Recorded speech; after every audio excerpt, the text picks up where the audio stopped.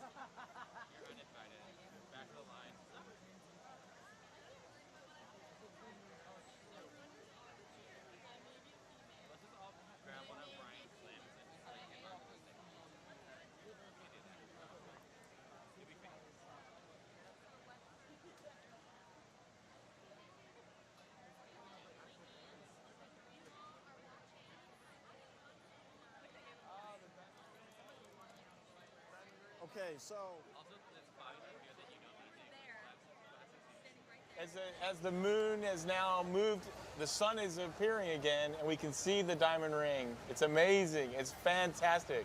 You see the outer edge. I see prominences, little red pieces of chromosphere from the lower atmosphere. This is amazing. This is absolutely amazing. Jody, what we got? That looks pretty cool. I mean, it's breathtaking. I just, even seeing it right now, through the TV, it's just an amazing thing to see. I cannot imagine what we're going to feel here in South Carolina when we have our chance. Well, I hope we have our chance. You know, Sean, you know, get that weather up here looking good here in Charleston.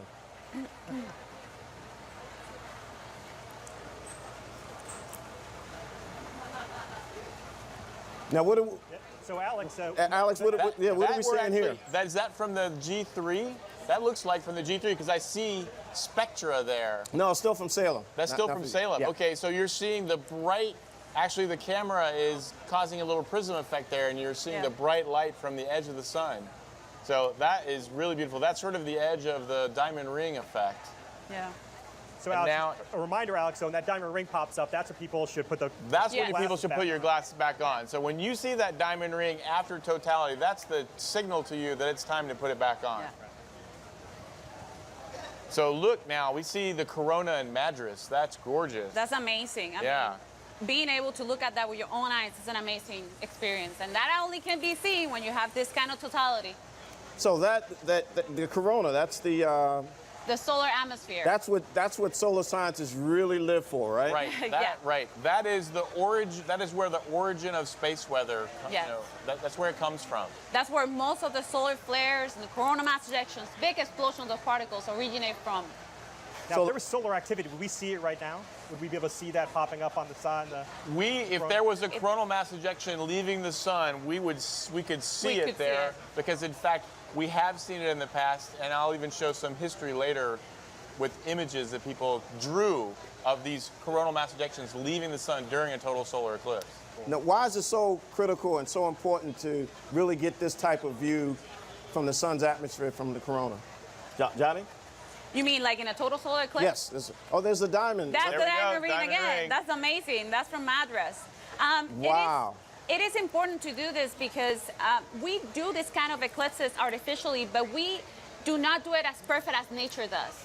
The moon covers the sun in such a perfect way that we see parts of the corona that we don't usually see.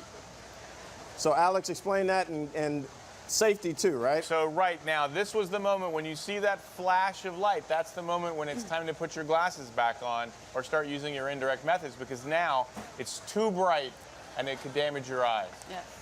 Safety first, people. Always. Wow. So the folks in Salem, Oregon, I mean, they're like juiced. I mean, they got it. They got the good. They've got a perfect view, and they are seeing one of nature's most amazing spectacles. I can only imagine the reaction on the ground from the folks there. Oh, they are probably gasping. Completely overwhelmed right now. Completely overwhelmed. Well, I certainly hope we get something like that. But we've got it here on NASA television through the eyes of NASA. And we got the International Space Station coming up and other images only we can bring. Only NASA can bring, yes.